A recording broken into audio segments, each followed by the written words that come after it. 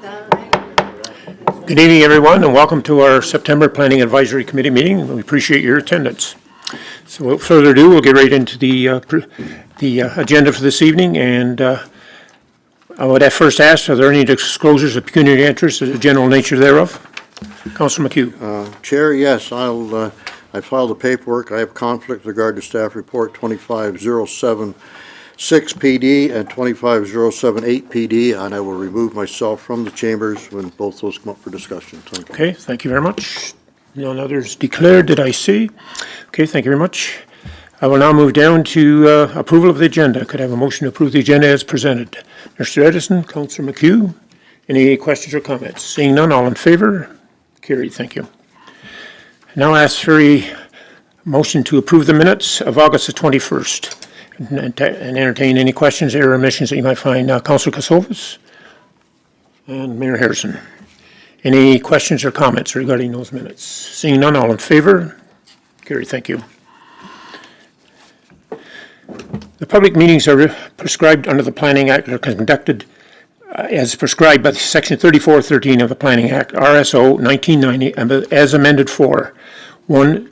Deeming bylaw affecting lands in Trenton Ward, and 1 zoning bylaw amendment affecting lands in the Sydney Ward, and 1 zoning bylaw amendment application affecting lands in the Murray Ward, and 1 zoning bylaw amendment application affecting lands in the Trenton Ward. The meeting will be conducted in the following manner for each application. First, I will identify each application being considered. Then I'll ask planning staff to outline each application being considered. Then ask if there are any members of the public who have registered in advance to attend and participate in the meeting or have any questions or comments regarding each application. If there are no public comments or questions, I will ask the committee if they have any questions or comments. Once the committee's questions have been addressed, the committee will consider and vote on each application. If you wish to provide comments, please state your name and address for the record prior to addressing the committee. This committee has been delegated the responsibility to conduct public meetings as prescribed under the Planning Act. A full report of the meeting's proceedings will be submitted to City Council on Wednesday, October the 15th, 2025. Council will make the decision on each stated application. Anyone other than the applicant who wishes to receive further notice of Council's decision on each application must submit a written request for notice of Council's decision to the Director of Planning and Development Services. I will now ask the Director of Planning and Development Services please to advise the committee on how a notice of these meetings were given. Thank you, Mr. Chairman. Notice of the application has been considered this evening for zoning bylaw amendments were given in keeping with the provisions of the Planning Act, RSO 1990, as amended by first-class mail on August 29th, and posting of signs on the subject properties on the same date. The deeming bylaw that's been considered this evening is not required to be circulated under the Planning Act, so there's no public circulation for that. Thank you. Okay, thank you very much. Okay, we'll now proceed to the first public meeting of the evening, which is 7.1, Staff Report 25-074 PD, a deeming bylaw. The owner is Gray Timber Inc. It's located at 27 Elgin Street. The file number is D12/T07/25. Madison, would you like to address this application, please? Through you, Mr. Chair. The purpose of this application is to deem the lots municipally known as 27 Elgin Street and 34 to 46 Front Street to no longer be part of a plan of subdivision. 34 to 46 Front Street is developed as a mixed-use building with commercial uses on the ground floor and residential uses on the second floor. 27 Elgin Street has recently been developed with a parking garage intended to serve the residents of 34 to 46 Front Street. The approval of this application would result in the consolidation of the two lots. This application would not change the current use of the properties, which would remain as a mixed-use building and parking garage. This would improve the current situation by ensuring the residential uses and associated parking areas are contained on the same lot, which would facilitate compliance with Section 5.4.1 of the city's zoning bylaw, which indicates all parking spaces shall be located on the same lot as the use that requires the parking. Overall, this application is consistent with the city's official plan and zoning bylaw and represents good planning. This application is therefore recommended for approval. Okay, thank you very much. Do we have anyone in attendance other than an applicant who would like to speak in favor of this? Do we have anyone in attendance who would like to speak in opposition or have general questions regarding this application? Seeing none, would the applicant like to speak? Okay, thank you very much. All right, committee, you have a recommendation before you to approve, and I would entertain a motion or any questions or comments you might have. Councillor McHugh, Councillor Kosovas seconds. Any further questions or comments? All in favor? Carried, thank you. We now move to 7.2, Staff Report 25-075 PD, a zoning bylaw amendment. The owner is DeWall Homes and Construction Limited. The agent is Greg King. Location is 805 Glen Miller Road. The file number is D09/S20/25. Madison, would you like to also address this application, please? Through you, Mr. Chair. This application is a condition of consent application B26-25S, in which a new 1.66 hectare lot was conditionally approved. The purpose of this amendment is to rezone the conditionally approved severed lot from the rural zone to the rural residential zone, and to rezone the field verified wetland and associated 30-meter setback located on the retained lands to the environmental protection zone. The portion of the retained lands outside of the wetland and associated setback would remain in the rural zone. Applying the environmental protection zone to the field verified wetland and associated 30-meter setback would ensure that there is sufficient separation between the wetland and any future development activities on the retained lands. This was requested by Lower Trent Conservation Authority through the consent application. Overall, this application is consistent with the provincial planning statement, conforms to the City of Quinte West official plan, and represents good planning. This application is therefore recommended for approval. Okay, thank you very much. Do we have anyone in attendance who would like to speak in favor of this application other than the applicant? Do we have anyone have opposition or general questions? Yes, sir, come forward and state your name and address for the record, please. My name's Pierre Parra. I'm the neighbor at 853 Glen Miller. I believe the wetland goes through the whole property. And right now, where it's dry, of course, it's there, but once it gets wet, the water is going to come over to my property. So you're concerned with development that the drainage is not going to be, and maybe staff can address that, because usually there's a site plan when it gets to that point, but I'll let them address it and address maybe your concerns. Through Mr. Chair, so I think the gentleman's referring to the wetland feature. As I say, that was field verified by a conservation authority, so the limits of that have been set. I can see on the plan the gentleman's property is further to the north. So I'm not sure, is your concern about drainage from the construction or from the wetland? Not from the wet. Well, right now the water comes through Glen Miller Road. Right. Comes underneath the drain. Well, not the drain pipe, but I mean The culvert, yep. the cover. Then it goes into the middle of the property where I am, and it goes right along Okay. to the rest of the Yeah. property. Right now, they've cut it Yep. where it is, and once you're going to get water there, I pity the person that's going to have building there. Right. I think there's maybe two separate issues there. I think the wetland and drainage are often the same thing and connected, but for the purposes of development, not necessarily. So I think we're comfortable with the delineation of the wetland feature as delineated by the Conservation Authority. When it comes to site drainage, when a new building is constructed on severed or retained lot, there'll be an exercise to check the lot grading and drainage, so that either the new building will not be implicated by any existing drainage travel on the property, and more importantly, won't have any impact on any neighbouring properties. I'm just putting it out there because I see it. I live it every year. Okay. Sorry. Okay. Thank you. Mr. Chair, can I just ask, like, where are you located from the farm? What's the name of the guys that got the farm there on just on the north of Glen Miller up on the hill? I'm right. Ray Bush. Yeah, where are you from them? You know where Enbridge is? Yes? Right across. Oh, okay. I'm on that long, I'm at the I know house where you is mean, right yeah. at the back. Okay. No, I think they can, anyways, my opinion, they'll look after it, but Okay.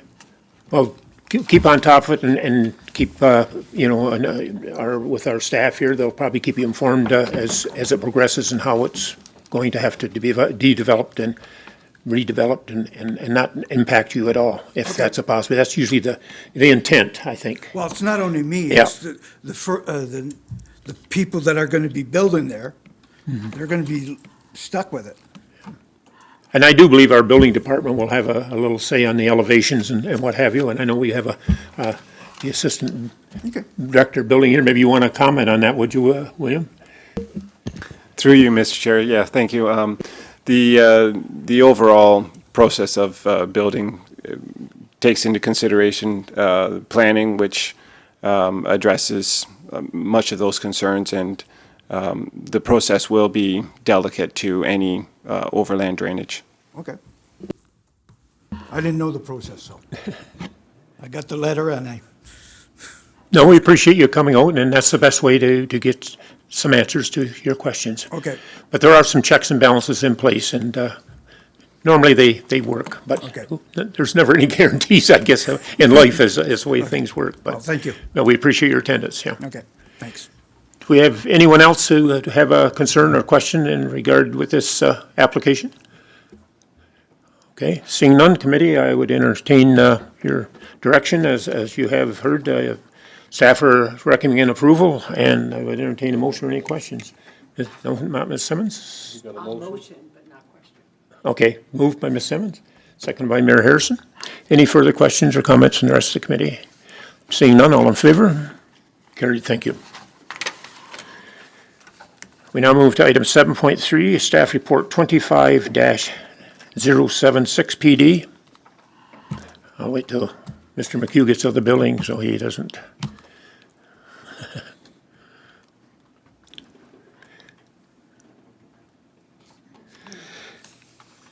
Okay, the zoning bylaw amendment application is the owner's David Margaret McHugh. The location is 48 Allier Road. The file number is D09/M21/225. Katie, would you like to address this application, please? Through you, Mr. Chair, this rezoning is a condition of consent application B25/25M, which was conditionally approved by the Committee of Adjustment on June the 12th, 2025. Under the consent application, the Committee of Adjustment approved one new 0.61 hectare lot. The purpose of the zoning amendment is to rezone the severed parcel from the rural zone to the rural residential zone to bring the lot into conformity with the city's zoning bylaw. The approval of this application will facilitate the development of the subject property with a residential use at a future time. The application is consistent with the provincial planning statement and the city's official plan and maintains the intent of the zoning bylaw. This application is recommended for approval. Okay, thank you very much, Katie. Do we have anyone in attendance other than the applicant who would like to speak in favor of this application? Seeing none, anyone with general questions or opposition? Seeing none, committee, I would ask your perusal of the recommendation and entertain a motion, or Mr. Edison, Councilor Card. Any further questions or comments?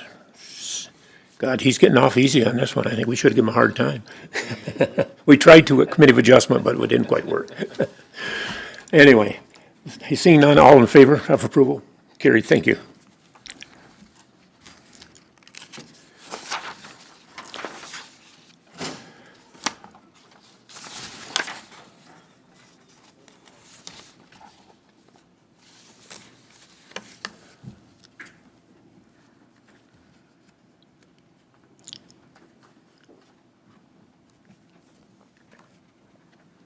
As usual, you owe your wife a lot of money.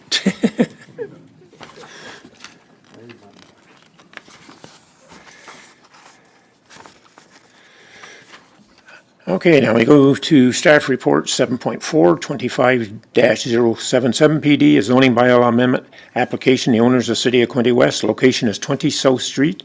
File number is D09/T24/25. Brian, would you like to address this application, please? Thank you, Mr. Chair. Through you to the committee and members of the audience. This application, as you said, relates to a property still municipally addressed as 20 South Street, but it's the remaining portion of what was formerly the College Street school site. As you mentioned in the introduction, the property is currently still owned by the city, so the city is the applicant for this application. The application before you this evening is for a zoning bylaw amendment of the property. Currently, the property is within the CF Community Facility Zone, which was the original zone that applied to the school when the school and the school grounds were still operational. And the proposal is to rezone the property to an R4 exception zone, and that's a residential zone, and I'll speak a little bit later about the particulars of that zoning. I would also mention, and I've detailed it in the report, I think probably everybody in the room is aware that this parcel was subject to a municipal RFP process, and we're still, I guess, technically in the boundaries of that process, in that the city, after purchasing this property, prepared it and put it out through a tendering process, a request for proposals, in order to receive a development proposal that would assist the city to meet some of its core housing needs. And at the same time, the city developed a housing action plan. This was one of probably the primary initiatives out of that housing action plan. And at the same time, developed a housing needs assessment, which is a document, resides on the city's website, is updated periodically, and that identifies locally where the city's core housing needs sit. There's a lot of conversation, a lot of talk at the moment, obviously has been for a number of years, around the housing crisis, and very many questions around affordability, what that means, where the greatest need is. And while it's always a moving target, we have much better data now than we've ever had before. The data shows that the current, to summarise, the current core housing needs within Quinte West relate to rental housing, affordable housing, and there's a specific definition and a specific cost for affordable housing now, and seniors. So when we did the RFP process, we were very much looking for a proposal that would target and meet some of those needs and help the municipality and the residents, existing and future, to have more availability of housing that met some of those core needs.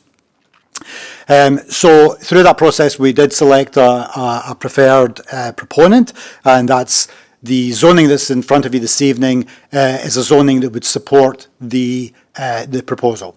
And I think there's a concept plan that was part of the documentation as well.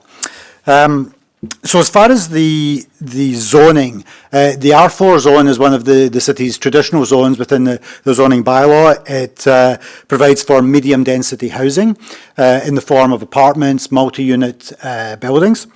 And the exception zones that are being requested in order to support this development, particularly on the available site, are to there's three parts to it. Firstly, to reduce the lot area requirement per unit from 160 square metres down to 130 square metres. And I'll talk a little bit more about density in a second under the official plan. The second exception under the R4 exception zone is to recognise the existing lot frontage, which currently is 20 metres. The property has three frontages on Princess Street, College Street and George Street. 20 metres is the existing frontage. Currently the zoning bylaw requires 25 metres, but the 20 metres represents what exists at this point in time. And then the third piece of the exception zone is a reduction in the parking requirement. Currently, the parking requirement in the city's zoning bylaw for apartment buildings is 1.25 parking spaces per unit plus 0.25 per unit for visitors. And the proposal here is for a reduction to a total of 1 parking space per unit.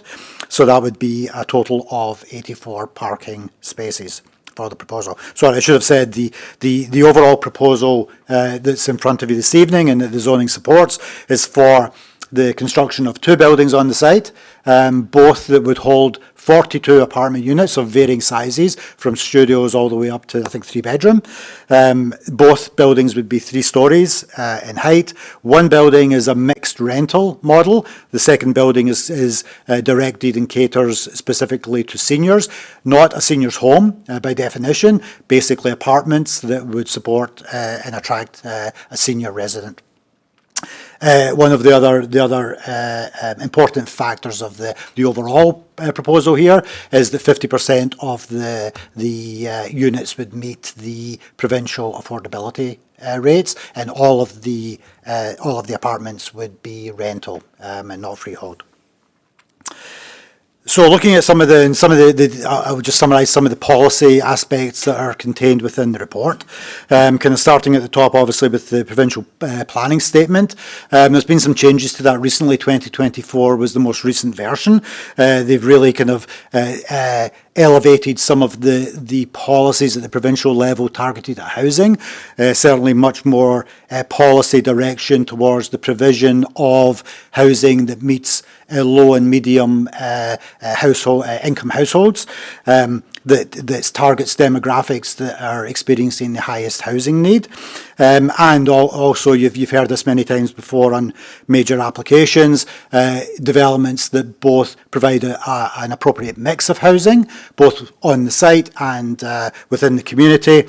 And most importantly, the efficient use of land. This is a service site, it's in an urban boundary, and part of the expectation is that the land is used as efficiently as possible.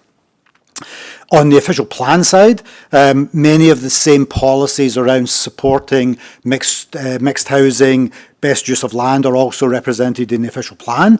The official plan does also create a bit more detail in it. It talks about density. The density for mixed use, this is in a designated area that would permit low and medium density housing, both of which have a density level set. For medium density housing, the level is 62 units per hectare. This property is 1.15 hectares approximately. So that would relate to 72 units. Obviously this development is 84, so it slightly exceeds the density level within the official plan. However, the official plan also includes policies within the same section that I've referenced in the report, where basically it says that those numbers are not set. There is flexibility allowed in those numbers in certain circumstances, and the identified circumstances are, as you might expect already, where a development targets and meets some of those core housing needs, particularly in Quinte West, seniors housing, affordable housing, and apartment type developments. So with that additional policy piece, staff are comfortable presenting this at the density that's proposed for the site, even though it slightly exceeds the overall rate that's established in the official plan. This application, as with all applications, went through consultation. We did the internal consultation, went to all of the normal city departments. There were no comments or concerns raised. As you've heard many times before, this is a zoning application, so many of the more technical comments, particularly from our engineering public works departments, come at a later stage when we get the technical site plan applications. However, I would say that we have confirmed the capacity for water and sewer to support this development. We did also look, while a more in-depth traffic review would happen later, we have looked at comparable traffic studies that have been done for other developments in the area and found that this development would probably trigger somewhere in the region of a total of 40 additional peak travel, both in and out, or combined in and out, both AM and PM peak, and the existing road system can easily cater for that level of traffic. But again, there will be more detail at the site plan stage. External consultation occurred. We did not receive many comments, which is not uncommon. Lower Trent Conservation did comment after the report was delivered, but again, they represented that there was no features of any concern on the site, and they had no comments or concerns. Public consultation, we did not receive any comments from the public. The application was posted on site, as we said earlier, and mailed to all residents within 120 metres of all of the boundaries of the property. So, as you'd imagine, that was a lot of residents. And no comments received. And I think probably one part of that is most of you are aware that the proponents themselves, part of the requirement of the RFP process was that they undertook a public information meeting in advance of this more formal zoning meeting. That was undertaken on August the 5th here in this chamber. I think we counted approximately 30 members of the community that attended. It was an open house style meeting with all of the representatives from both the proponents and from the city attended. A range of comments received. I don't think there was anything really negative or that changed the concept plan. More questions rather than concerns. But I think that's probably that event probably satisfied a lot of the questions that would traditionally have come to this meeting. I'm guessing that's why we didn't get too many comments under public consultation. So, with all that said, in summary, I think it's fair to say that this proposal is supported by both provincial and municipal policies, both at the official plan level. The zoning bylaw requirements from staff's recommendation are supportable, and it meets the goals of some of the other cities' initiatives, be it the Housing Action Plan, and represents some of the core housing needs under the Housing Needs Analysis, and as such, this zoning amendment is presented for approval. Thank you. Okay, thank you very much, Brian. I now ask, before I open it up for general questions, Spencer or any of your associates wish to maybe address the committee and the public on this proposal? From your end of it, please. Yeah, thank you, Chair Allier. This is a joint venture. The city's a big part of it. Tonight's meeting is being done and undertaken by staff. Thanks to Brian and Brianna, who've been great help and very helpful for our process. It's started with the end of the RFP proposal back in January, and here we're rezoning. Site plan is coming and other things, so thanks to them. So, not to take too much time, our group is 4 individual entities. On the right, John and Mark, they're looking at the building at the top of the picture, and they can speak in a minute for what they foresee. Phil, I guess you're in both buildings, Phil. Phil Spry. Bob Contral, he's in the building with our group, which is Connect Quinte, and that's Jen in the back row. So there's 4 groups represented. We're working together as a joint venture to make this happen. Some of the common areas, the parking, the driveways, will have one contractor do. Probably the same individual company will do both buildings. We want them to look alike. Look, our concept is George Street Village, and we want to make it an all-ages, inclusive, friendly, welcoming place for our residents and the neighborhood. So at this stage, maybe if you don't mind, ask the other folks, they can talk about their building. And Sure. Phil has about 4 of these buildings already, approximately. And Bob, you've got a couple. And Bob's the expert on nonprofits and affordable. So if you want to get into the nuts and bolts and the weeds, Bob, I'm throwing you under the bus. So, Okay, gentlemen, I'll let you decide if you want to come and do an address. Councillor O'Neill. Thank you. I think this is a great project that addresses a lot of needs of our community, but I do have some questions on the handicap parking. There's only like 2 spots for 42 units.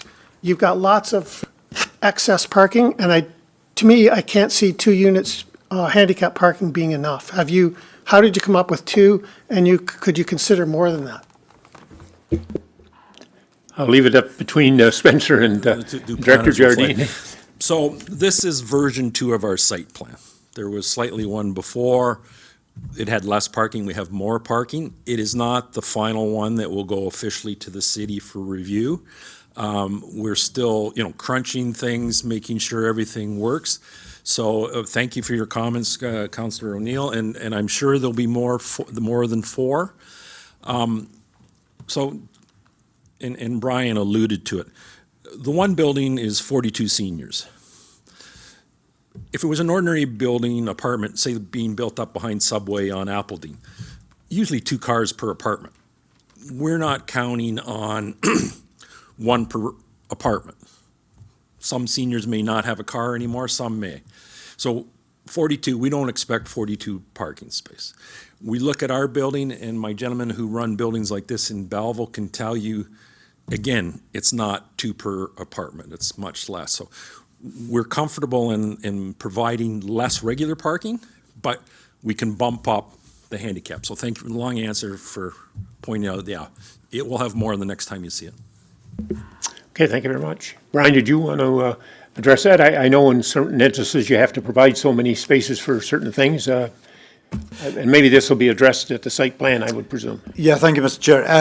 Yeah, I think further to what Ms. Hutchinson said, the other thing that is going on in the background is that, as this committee knows, we've been bringing some updates to the zoning bylaw on a periodic basis. You see them probably every 1 or 2 months as we're trying to slowly bring our zoning bylaw refresh it essentially and make sure that it meets our new official plan. One of the things we're looking at very closely is our parking requirements. What we've found, we've done, our policy planner, Davina Seo, has already done significant research into where other municipalities are and what some of the trends are, particularly within urban areas, for parking requirements. And what we've found already is our parking requirements are very much out of date and they're very high. Particularly when you get these kind of higher density developments, the average seems to be one space per apartment or less. And in fact, there's many municipalities are effectively turning the whole parking thing on its head, and they're providing maximums for a development, but no minimum. So they're saying, do not provide any more than this number, but you can go as low as you want. Obviously, that has to be supported by transit and walkability, etc. But that's the way that most municipalities are going. So we're definitely comfortable supporting a lesser parking requirement, because I think that's where we're going as a municipality. I think you'll see something overall coming in front of the committee relatively soon in that regard. But the other point, again, that was just spoken to there is that the parties that are proposing these developments have a track record and they have experience in both styles of buildings within the local area, within the local region. And so we're very much tapping into their experience of what their residents, both on the seniors and on the mixed rental building, what the actual parking requirements are in real time, rather than attributing an arbitrary number and then ending up with parking that's not utilised. So I think that's part of our support for this reduction. Okay, thank you very much. One of you gentlemen that represents each one of the, I guess, developments like to come forward and then present your vision of it, I guess, what it's going to be and what it will be at the end. Thank you. Good evening, Chair, and to councillors this evening, and to the staff who have turned out. My name is Bob Cottrell. I'm the President and CEO of Altogether Affordable Housing Corporation. We are a public benefit corporation. That means we are not for profit and a registered charity, and we are really excited about this proposal, and actually really excited about the ability to partner with local business persons, and also with our longstanding partner, Phil Spry from Springdale Development Inc. We are partnered not just on Building A, but also on Building B. So in Building B, which is really, we've set that up as the model of Great St. James, which is vulnerable communities. First of all, it is a mixed model. Affordable and market rent, and we have found that to be a really great model.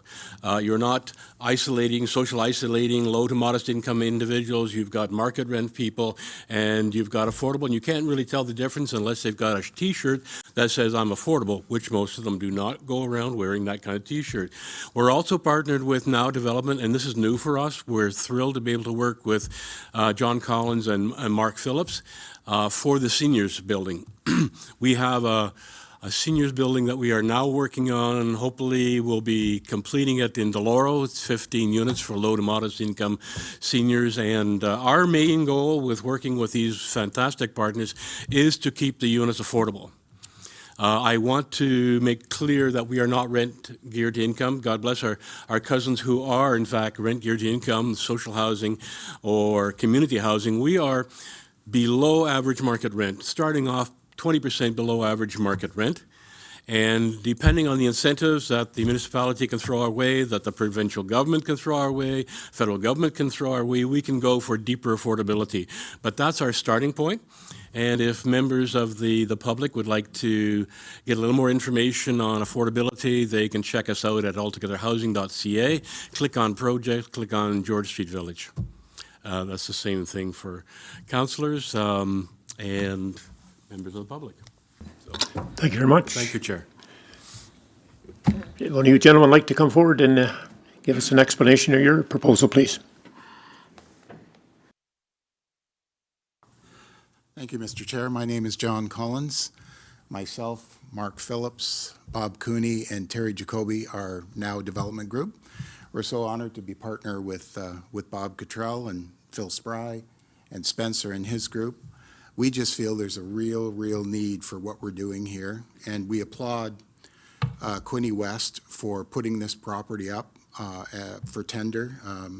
What do you call it? The RFP. Thank you for this, and we think this is so important, and we can use a lot more housing like this. So we encourage you to keep this line of thinking going.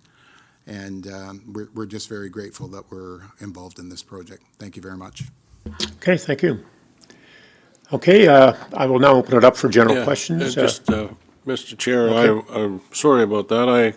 This phone is shut off, honestly. Sometimes there's only one method, and that's a hammer. Anyways, thank you very much. I think this is a great project, and the design of it and what you're working on is definitely an asset to our city. Parking, what you're doing is you're renting me an apartment, and I'll have a parking space. And if I have somebody coming to visit me and he or she may be handicapped, then I can designate my parking spot for them to use, that's for sure. So there's all kinds of flexibility in this process that you put forward. So I think we're very fortunate, Mr. Chair, to have this group with us, and the perception and the challenges that you're facing, and our staff are working hard to help you get through them. So, and I know Belleville, I know the work you've done there. I visited that facility, and it's great. So thank you very much. Okay, thank you. Okay, I'll open the floor now for questions. If you have any questions, comments, or objections to it, please come forward and state your name and address. And we have one person, I believe, virtually here, but you come forward, sir, first. Thank you very much. Mr. Chair, Mr. Mayor, Council, Planning Advisory Committee. My name is Reverend Steve Timpson, and I'm the rector of St. James Anglican Fellowship. And I also manage St. James Community Kitchen, which we operate on the site, which is at the corner of Crown and South Street. I'm speaking for two reasons tonight, but maybe I should clarify. I'm sorry I was away the public meeting. I was on holidays. I rode my bicycle 500 kilometers with my son to Tobermory, so that seemed like a priority. But I would have liked to attend that meeting, and I'm sorry I didn't. I wanted to talk in support of generally this development. I think I've been an advocate for disadvantaged persons in our community for years. I was part of the formation of Catherine's Kitchen that has now become St. James Community Kitchen and Catherine's Kitchen, which together supply nutritious hot meals to men, women, and families in our community who are in need. I've also been aware of assisted housing projects in Toronto, when I lived in Toronto, in Kingston, when I lived in Kingston, and certainly I have some experience here in this community. Our seniors, those who are experiencing housing challenges, certainly need our help, and so bravo to looking at something like this. And I agree, a mixed process, a mixed site is definitely the way to go as far as I know over the course of my experience.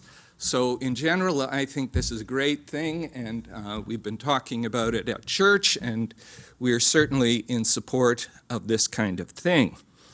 Secondly, though, I'm very concerned about the reduced parking requirement that would see approved higher density and reduced parking requirement in our neighborhood. Some history I'd like you to be aware of. Mr. David McComiskey and myself had a meeting with your planning department in early 2018 as we considered buying the current building, our current building on South Street.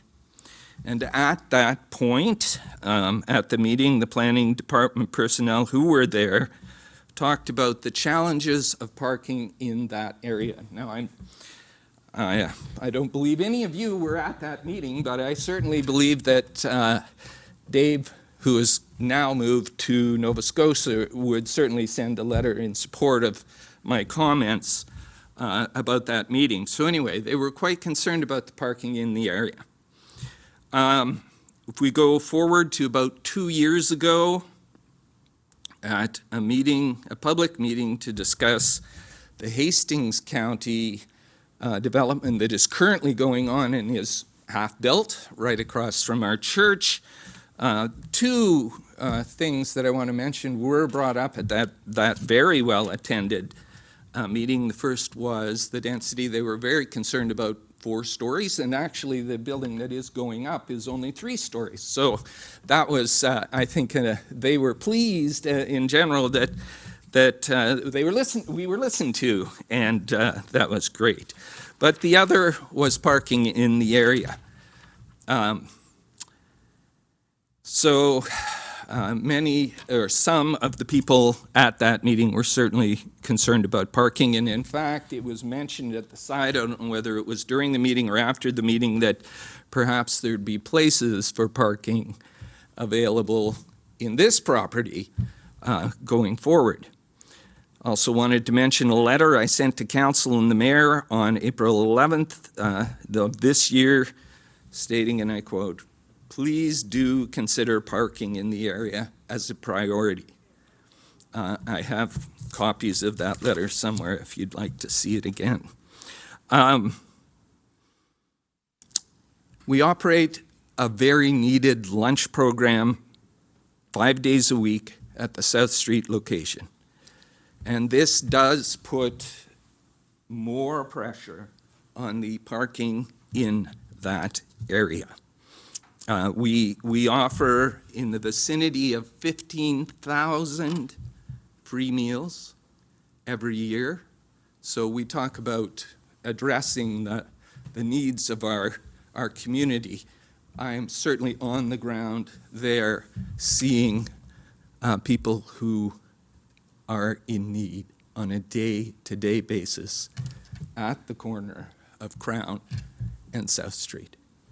And certainly I can tell you that on the ground at the corner of South and Crown Street and in this whole area, there are cars parked all over the place illegally in strange locations, looking for somewhere to put their cars so they can come and get a free meal from St. James Community Kitchen or from Catherine's Kitchen.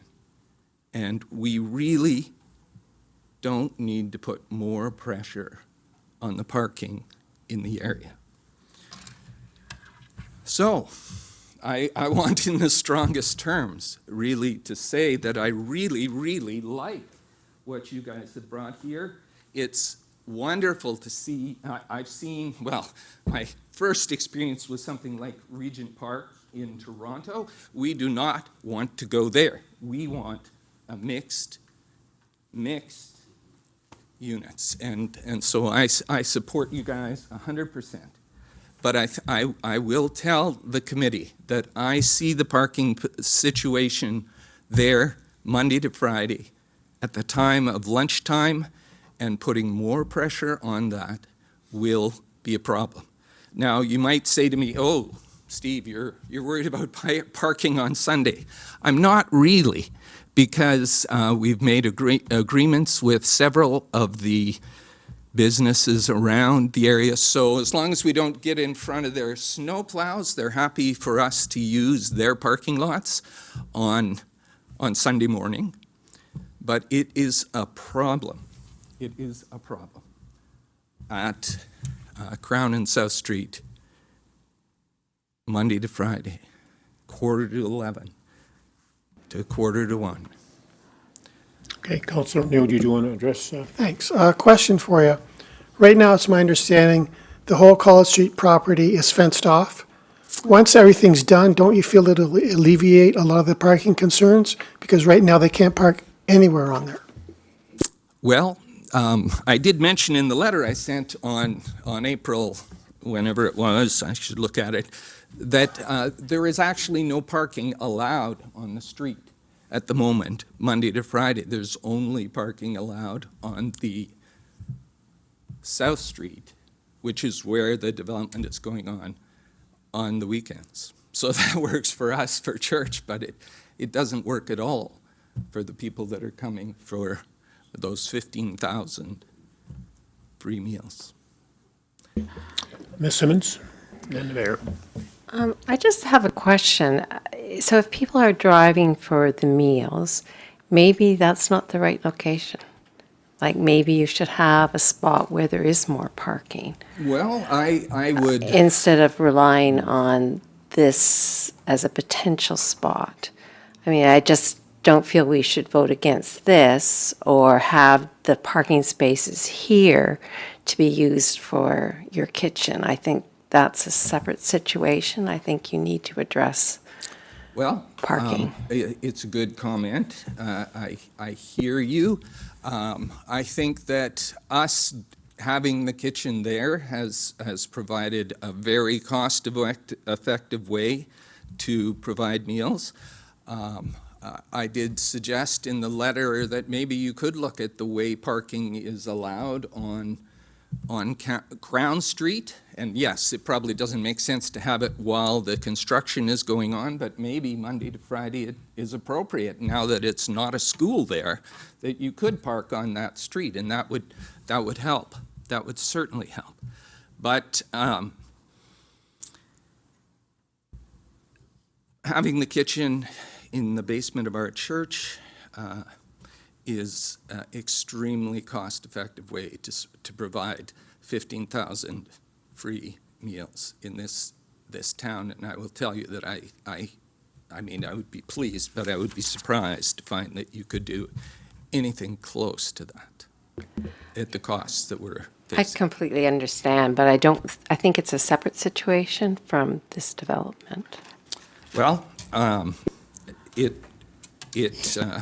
can hear you, and I can hear you, but what I would like to propose is that you indeed approve the new use of the thing and using it in the way that you guys have been talking about. That would be wonderful, and just don't amend it to include only one parking spot.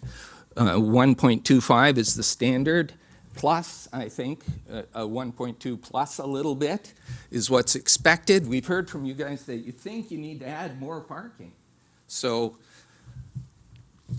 maybe you should just approve it, but without the change to the required parking. There are a number of ways you could add parking. You could have underground parking. You could have in-building parking. You could have, you know, I used to be an engineer before I was a minister, and I'll tell you, there are other ways you could do this without just going for flat on the ground parking.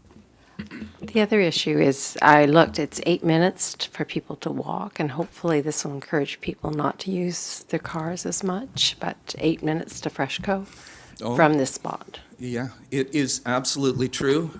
I'll tell you, we almost have a parking problem for scooters at the moment, because not only do we have cars all over the place, but we have scooters and shopping carts and all the rest of it.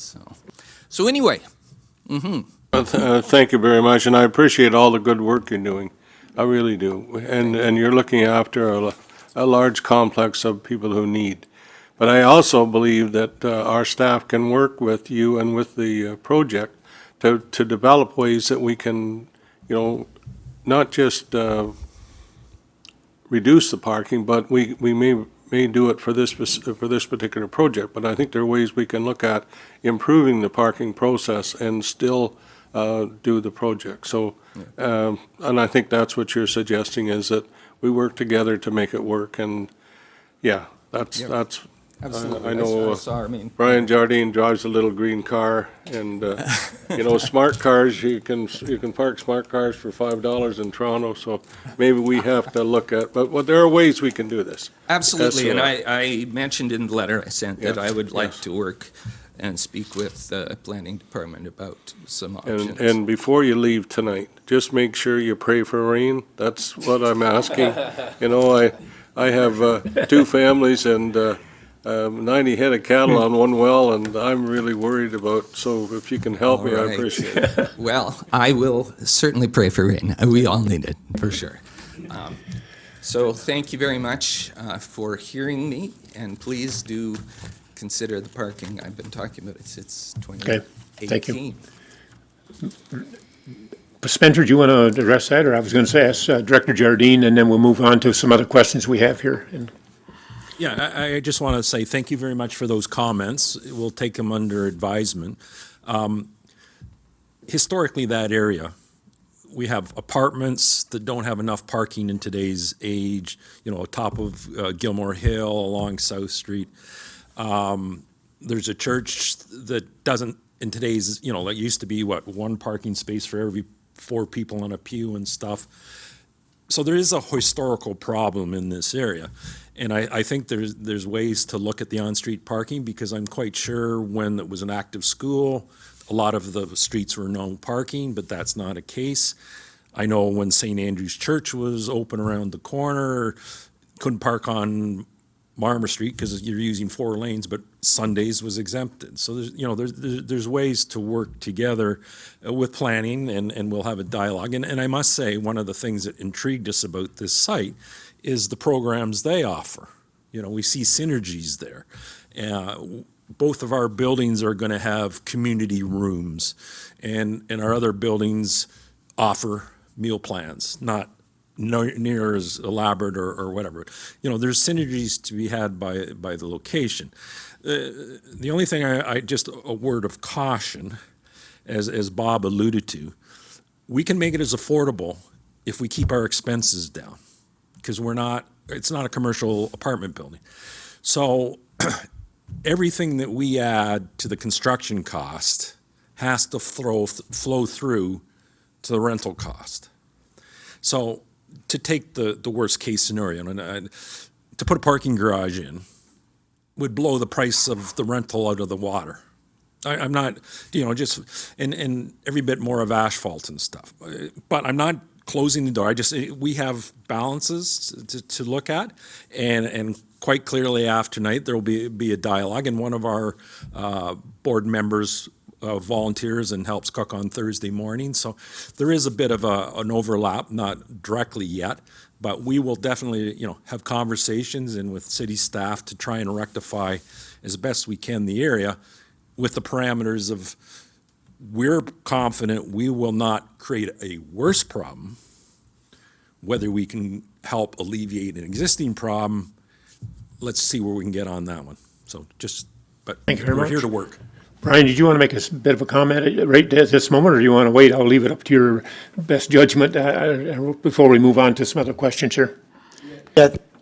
I think Mr. Hutchinson's last comments there kind of hit the nail on the head. In terms of reviewing this application, the goal is to ensure that we're comfortable that the parking available on this site will support the development on that site. And I think there's 2 things. I think there's definitely possibilities. I'm hearing possibilities from perhaps from an operational standpoint. I mean, in an ideal world, we create no more parking than we need, but there's an opportunity from an operational standpoint for some available parking for additional uses. I do remember back to, and Reverend Timpson mentioned it, to the Hastings County application, and I think if memory serves me right, the reaction on that one was not just in relation to the services provided by the church, but I think historically over the years where the school had been, unused and even demolished, the local residents were using part of that site and part of the parking for, their recreational vehicles or second vehicles, etc. So that was a big implication there. But again, as Spencer said, the goal of this application is to manage the parking required for this development. If there's any opportunity for shared use, that's perfect. I think the other thing I picked up and noted is we'll take a closer look at some of the on-street parking facilities and restrictions and see if there's any leeway there without creating a greater knock-on effect. But I think those are the things we can definitely look at. Okay, thank you very much. Okay, before I go to the gentleman at the back here, we have Doug Lowry on the line here. Would you like to express some concerns or questions, Mr. Lowry, please? I think you're muted right now according to the symbol that we have here.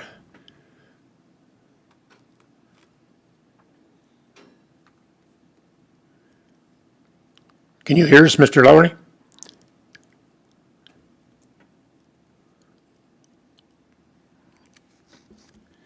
Okay, well, we'll come back. Maybe there's a malfunction or something. I don't know, Schwabno, do you have any part into that? I guess it's probably on his end, I would presume. Yeah, okay. There's a gentleman at the back here. Would you like to, or both, one of you gentlemen like to come one at a time, please? Please come forward and state your name and address for the record, please. Okay. Oh, come up. It's Mr. Lowry, go ahead.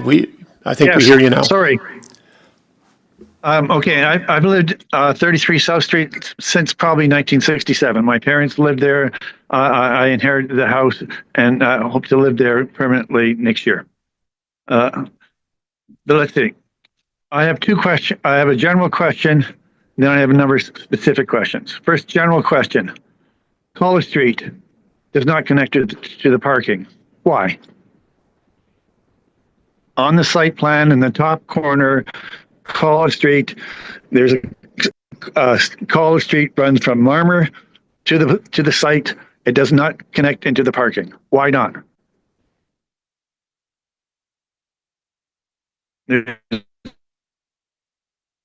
To speak to that, please. The reason.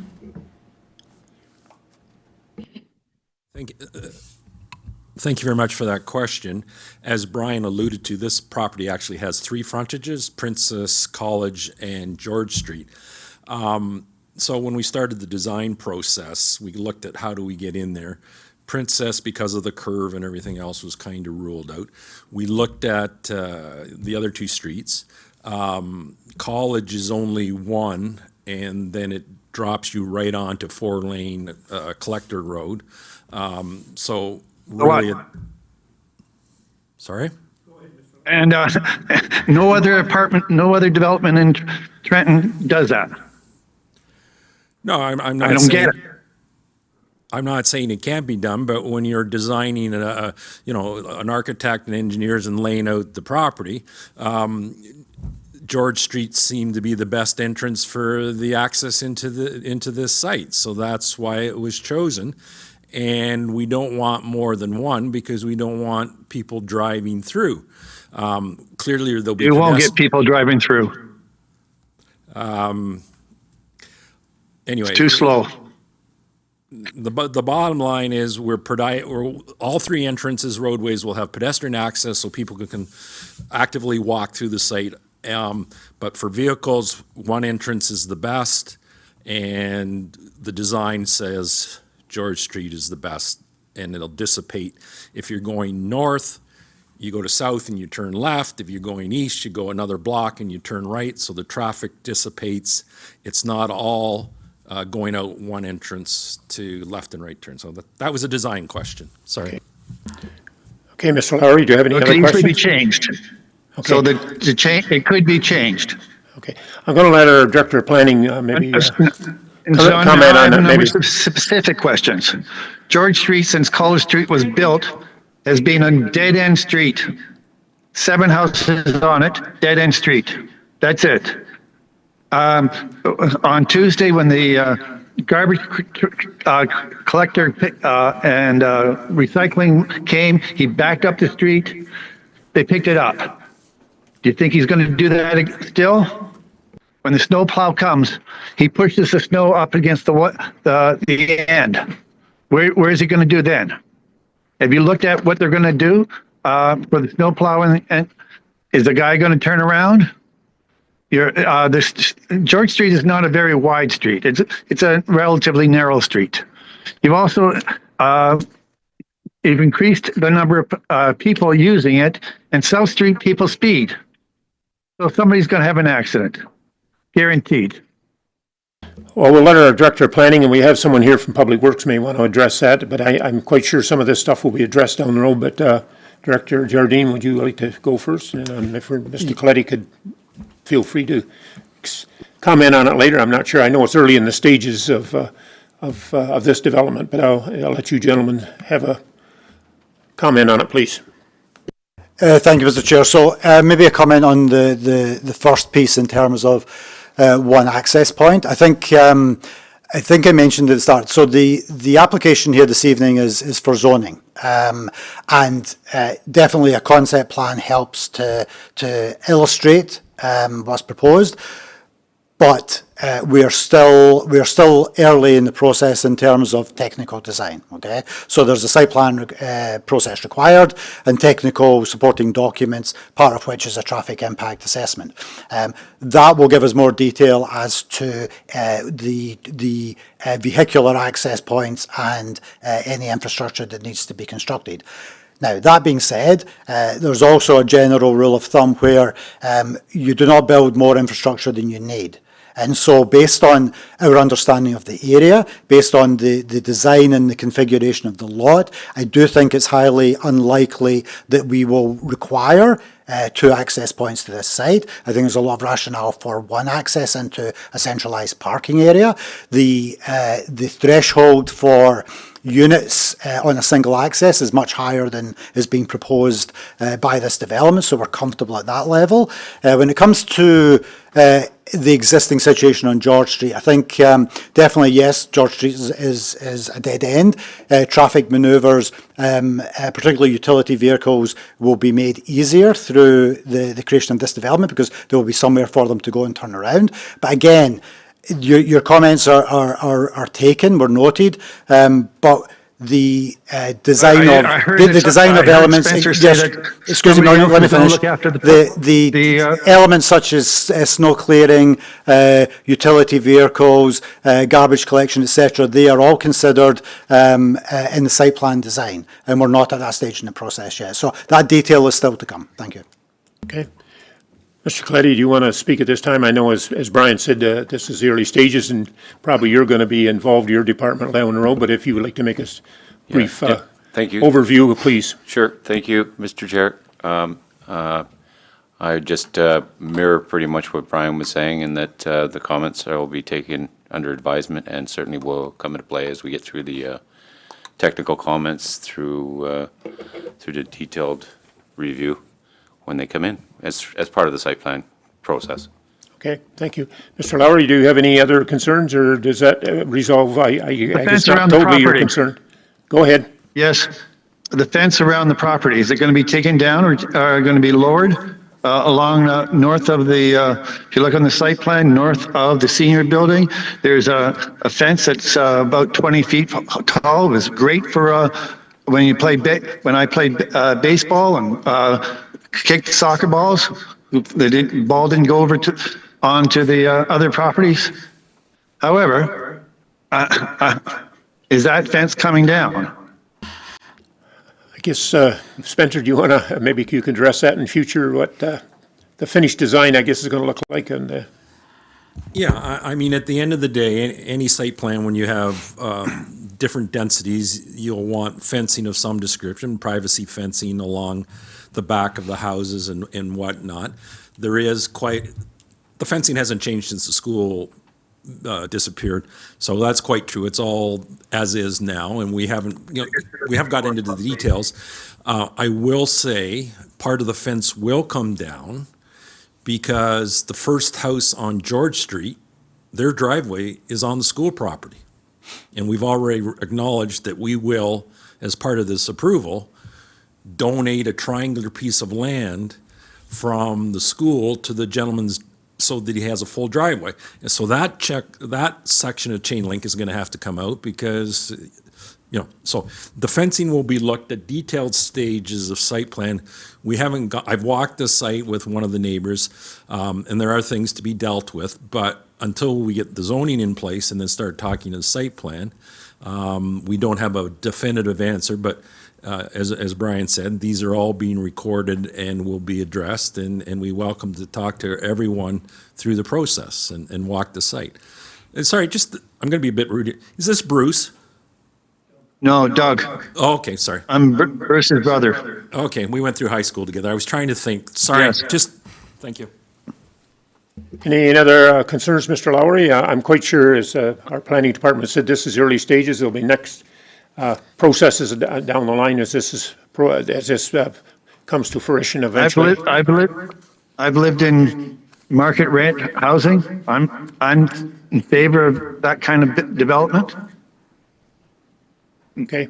Well, we appreciate that. It's certainly something we need in this area, that's for sure. And I believe this development's going to answer a lot of the needs for future, acquisitions and people that need affordable housing. Okay, if that's all, sir, I have another gentleman at the back here I think has some questions. Okay. Please come up. We appreciate your attendance, sir.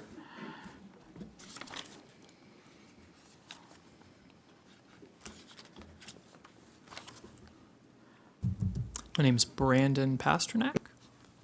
I don't have too much to say. Thank you for giving me the opportunity to speak. Really, first of all, I'd like to say I think I echo everyone's sentiments this evening that the overall thrust of the plan is a fantastic idea, providing affordable housing in the community. I think it's great, and I think it's a big milestone that we should all be proud of. So thank you for that. My main concern really lies with the parking situation in the area. I'm a member of St. James Fellowship, and I can attest to the fact that parking can be an issue there. There's a number of elderly members of our congregation, and certainly being able to have parking spaces close to the church is very important for them. But the other concern, and I echo Mr. Timpson's sentiments about the lunch program, I'm very proud that as a member of our church that's a service that we offer. I think it's very positive impact for the community, and I'd really hate to see anything interfere with how that can be carried out logistically. That's really all I have to say. Thank you for your time. Okay, thank you for your presentation. We appreciate it. Do you have an address? Are you close at, just so for the record here, Dave? Yes, my address is 223 Bove Lane in Grafton, Ontario. Okay, thank you. Thank you. Anyone else wish to come forward and address any questions or concerns regarding this rezoning? Yes, sir. Hi, thanks for having me. My name is Phil Spry. I'm Spring Hill Development, and thanks everybody here, especially the staff who has been very helpful in this whole project. I won't take up a lot of your time. I just want to give some relief to the parking. First of all, I house people. I don't house cars, so I try to avoid the parking issue. But the parking issue I have a building in Belleville. It's been there for 16 years now. And it was 1.2, so it's 18 units. It was 23 parking spots. It's all affordable. The maximum I've had in there is 4 cars. Okay, so I'm not saying that this building will be like that, but the affordability part, people that rent these affordable units don't have cars. I'm not saying all of them don't, but that's a proven track record. So that can relieve some of the, when it comes to market rent, different story. But, so the affordability of this, and also I just want to welcome you and any of the public to come to see, our buildings are like, we try to develop a community within the community, and that's what this will be. And Mayor Jim has been there, as some of the councillors. I welcome you to come and visit our project in Belleville with Bob Cotterill, and it's an amazing project, and it's an asset to the community, and you can also visit the other one where I just told you about the parking. So come and visit us and see what this is all about. Okay, thanks for your time. Okay, thank you, sir. Just one comment, Mr. Chair, if I might. Yes, I visited the project and I visited the people in your building, and they have taken ownership of their, I guess, living quarters, because they, yes, they look after the cleaning, they look after the dishes, they look after the garbage, they look after everything that they can possibly do to make it their home. Yeah. And I applaud you for doing that. Thanks very much. And we also try to relieve the food problem. We provide, with different activities, we provide food for our tenants 2 or 3 times a week, if not more. So that we're trying to make a good community. We're trying to do a good thing here, and I don't want to put cars ahead of the people, basically. Thanks very much. Okay, thank you very much. Ms. Simmons, you have a question? No, just thank you. I really appreciated the fact that you put a community garden there, because there was, I guess it was on Global Television in Toronto, they have found having the community garden has really helped address food insecurities. So it's a wonderful idea. Thank you. Okay, thanks very much. Okay, thank you again. Anyone else would like to come forward with any concerns or questions? If not, I would refer it back to the committee, and you have a recommendation to approve the rezoning, and I would entertain a motion or any questions or comments. Councillor Neal, you move? Yes. Mr. Forsyth, a second. Any further questions? Councillor Card. Thank you, Mr. Chair, and sorry, my notes will probably echo a lot of other things that have been said already, but I agree this is a very important and needed development, and it will, as the report states, provide more rental, affordable, and seniors housing. All 3 were identified in our housing needs assessment, and the project corresponds to several areas of the Quinte West Housing Action Plan, including the identification and disposal of vacant municipal lands suitable for priority development housing. The report was excellent. I think pointing out all of the wonderful benefits of this, and we have the necessary infrastructure capacity. Certainly the underlying need within the community already. 50% of the apartments meeting the provincial affordability target is a huge benefit. That's a huge achievement. And along with the Hastings County project on the neighboring site, I'm just really proud of the builders and organizations represented in the selected RFP, working with the city and this council, all working together to address the housing crisis. So I think these 2 projects will really move the ball forward in a way that just hasn't been done before in the community. So I think everyone deserves credit for that. I would agree with Director of Planning's statements on the parking. I hear and understand, and certainly Catherine's Kitchen services are, very much needed, as much as affordable housing in the community. That's very important. I think that in terms of the parking for the site, if site plan will address this a little bit more, as they mentioned, and I think there's a few opportunities, maybe with some enforcement, parking rules changes on South Street were mentioned, but I think ultimately, if this project at one parking spot per unit is self-sufficient and isn't contributing to the existing problem on the street, then I think that I don't think we should be looking at altering it if everyone is comfortable, the developers and the city planning department.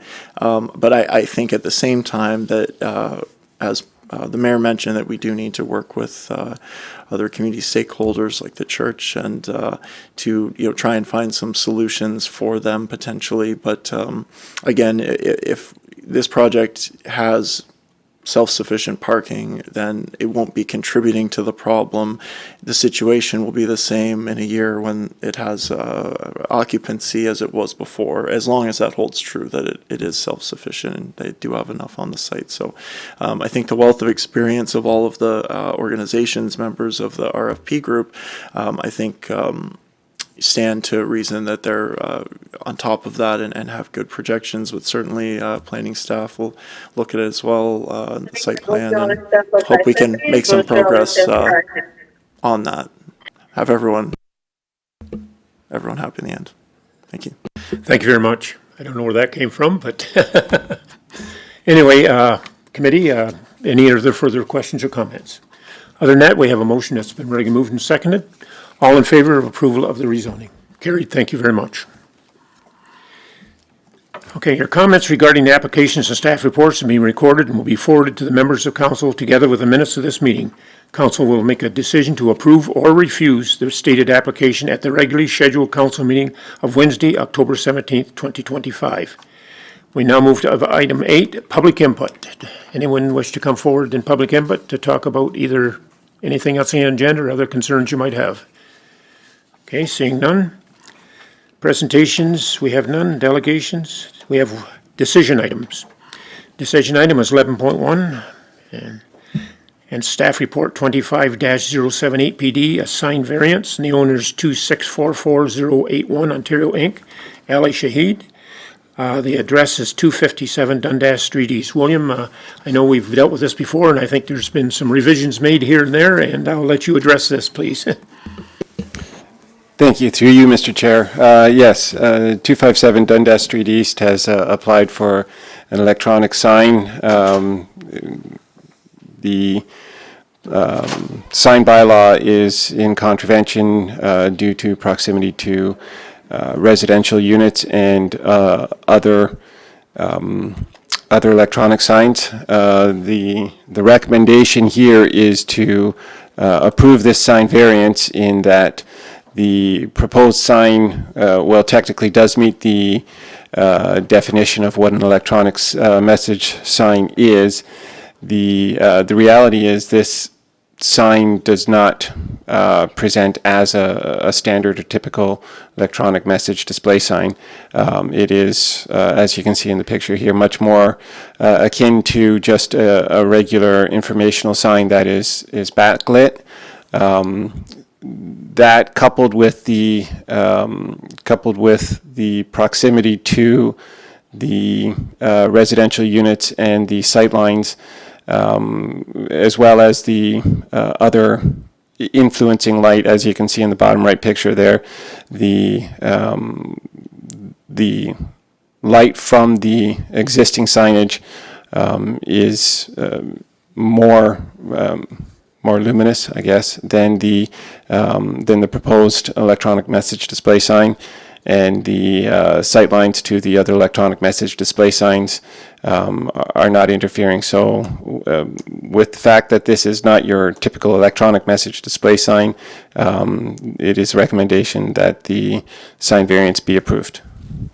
Okay, thank you very much. Do we have anyone in attendance who wishes to address or have concerns with this? Please come forward, sir, and state your name and address, please. My name is Chris Arthur. I'm the owner of Franchise Sign Group, and I represent Barbarito. I've installed more than 450 locations for Barbarito, 20,000 signs in my time here in the sign business. We made a mistake when we made the application and inquired about digital signage for that location. We had one word wrong. We had it as a static sign, and then we were told there was a complaint for this sign. We found out down the road, after going through so much with the city people, that there was no complaint, and we were lied to on this. So we were going to look into it more, and they came back at the end and said, oh, no, we don't have an applicant, because we went under the Freedom of Information Act to look at that complaint. So there was no complaint. Then the landlord sold the building, and he had to close out all the permits, and this was the open permit. But actually, this sign, if we left it static and just put Barbarito on it, we had a permit. It was approved. So it's just a little mistake, like in when we did the drawings, because my drawings were done in California for my team there. So we made a new application, which is the variance to have this approved. It's a small sign. It's only, say, it's better to show you, it's about that wide, and it's about that high. It's just that location for Barbarito is set so far back from the road. The people that own that location, they're starving. Like, they can't get the traffic in. So this was a solution that was proposed. You know what I mean? So. Would you like to address that at all, William? I know whether you've been involved with it or not. I'll let you explain maybe the city side of it. Sure. Through you, Mr. Chair, I can address any one of the number of points that were made there. The reality is that, yes, there was a sign application applied for, and it was approved. The sign was installed, and during the final inspection, the sign was noted that it was not, in fact, a normal sign. It was an electronic message display sign, which is when the sign variance was required. Through the process of the sign variance, the building was sold, and the owner of the building did request that the sign application or the sign variance, the sign application, he rescinded his permission, so therefore the sign application could no longer be considered in effect and was canceled pursuant to the requirements of law that the owner did not give permission or authorization. So that sign was canceled, which is what brings us to the point here where the sign, the new owner gave permission. We started a new sign application and the sign variance process right away, and this is where the sign variance application is at this point. Does that answer the questions to the committee? Okay. I just wanted the back history on the other side. Not that yours were not. Yeah, correct. Most of that is true, but the point is that at first, when this problem arose, that it was a complainant, but there was no complainant. It was some city group that complained about it, but nobody complained, so we were misled on that, or we wouldn't probably even have a problem, because we have a permit for this here, right? We have a permit for a static sign, so we could, and in good faith, when they mentioned it, I said, okay, you know what? They wanted to take it down, and let's go through the variance. I made a deal with them. Somebody at the city, I'm not sure which member, I mean official, but can we leave it in place because it's a delicate sign to just take and move, right? Because it's got little diodes and all that. And I'll disconnect the power. I didn't have to disconnect the power. I could have made it a static sign. I could have just put Barbarito and I left it. So in good faith, I did that, you know, and then we went through all this process and the building got sold, and landlord was the one I think who created all the problems. But I'm the applicant. I paid the money for all this, right? So the city should have contacted me and said, hold on, we've just lost landlord permission. Okay, so we have a new landlord taking over. Then we would have just got a new letter. But, you know, we went through a lot, you know, and I think the process was wrong. If you think about it, right? Someone's selling a building. He wants his money out of that building. His goal is to cancel all the permits. And this was the only permit open, this one. I don't even know if it was open because we had a permit. You know what I mean? So that's the problem. I might ask Mr. Sycamore, is this gentleman's concerns going to inflict any situation of the approval or disapproval of this? I know you're recommending approval, but does this change the I guess situation, I'll put it that way, in one regard or another? Through you, Mr. Chair, no, I'm completely sympathetic to the position of the applicant, and am happy to, as I say, offer support from staff to recommend approval of the variance. As I say, I'm sympathetic to the backstory and the applicant's position, but I don't believe that the previous occurrences, the backstory, affect where we are today. At this point, there is an application. The fees are paid, and with the approval of the committee, the sign can be installed. That's, I believe that's where the resolution would lie. Okay. I get it now. Okay, well, we thank you very much for your Yeah, presentation, and I'm sure if there's any details down the road to be straightened out, why you can certainly contact our staff. Thank you. Yeah. Thank you for your attendance. Anyone else for questions on this application? Seeing none, committee, I would entertain a motion on any questions you might have. Mayor Harrison moves. Okay, Councillor Card second. Any further questions or comments regarding this application? Seeing none, all in favor of approval? Carried, thank you. Excuse me. We now move to item 12, printed information. You have zoning bylaw and official plan amendment tracking on item A and zoning bylaw. And on B, you got the building department report from monthly for August and also from January to August. So I would entertain a motion to approve those two and any questions you might have. Motion to approve, Mr. Edison. And we got somebody on, Ms. Simmons. Any questions or comments regarding those two items? Seeing none, all in favor? Carried, thank you. Non-printed, we have none. Well, all right, we're right down to requests for information. Ms. Simmons, we'll start with you. Ladies first. Thank you. I just wandered back to the development, proposed development with George Street. What is underneath that they have to watch? Infrastructure. I was just curious, that's all. Brian? Thank you, it's a good question. So running through the site, there's a sewer, and there's a water main as well. The water main is, I think, being removed. It's redundant, but at the same point it's there. But the sewer is definitely live. And that's part of the rationale for the design, with the buildings to one side and the sewer will run through what will be the car park.